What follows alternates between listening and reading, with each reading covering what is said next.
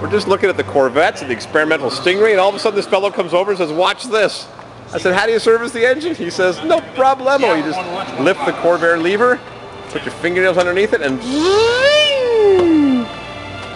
63 Super Spider with electronic ignition, a Paxton supercharger, and it ran backwards so the belt does a little U-turn. Wow, and a Fram oil filter. How cool is that? Yeah. This is a tough ticket to get. So that's where I've got a Paxton supercharger.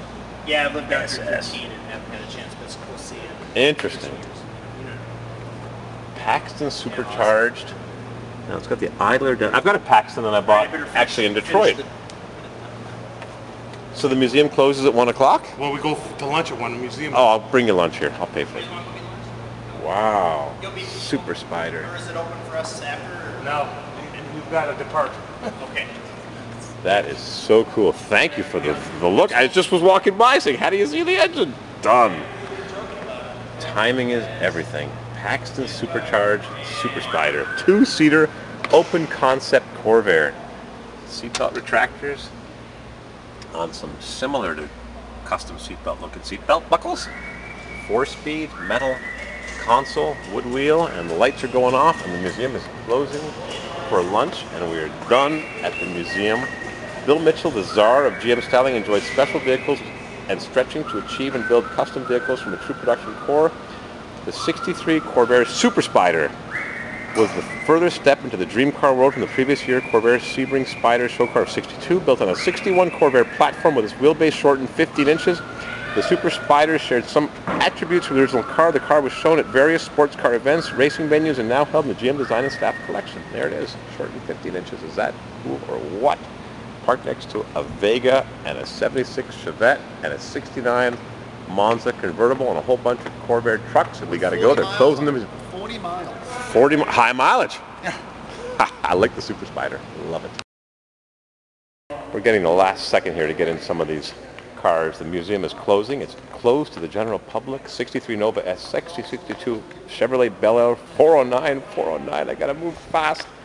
67 El Camino Big Block in Plum Mist or Royal Plum. We haven't figured out the proper color yet. I'm confused.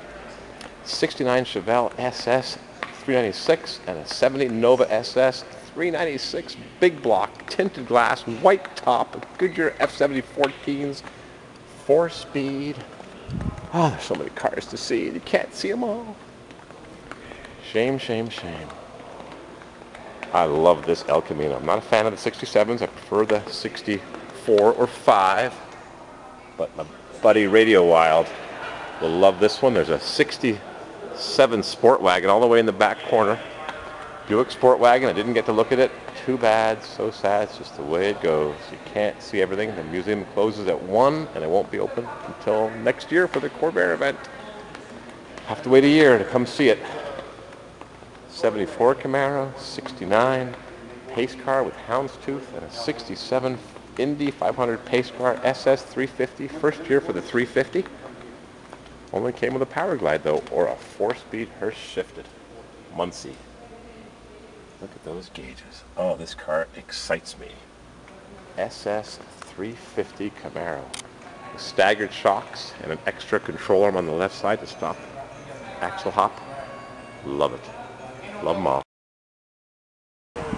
They threw us out of the Heritage Museum, open by invitation only, and we just looked across the parking lot, Heritage Museum, and this big box building, and right across the parking lot median is this building, which looks like it's owned by GM too, because it sure looks the same. Cement block, 8 feet high, 3 meters high, and oh, don't close it this quickly. All full of Corvair. I won't steal anything, I promise. I've been so good for the last couple months. They're not supposed to have any pictures. It's full of every kind of show car, dozens of Corvettes, and it's all going away. Ron Fellows Performance Driving School. Well, so much for that. Back to the parking lot. Gone. Goodbye, show cars.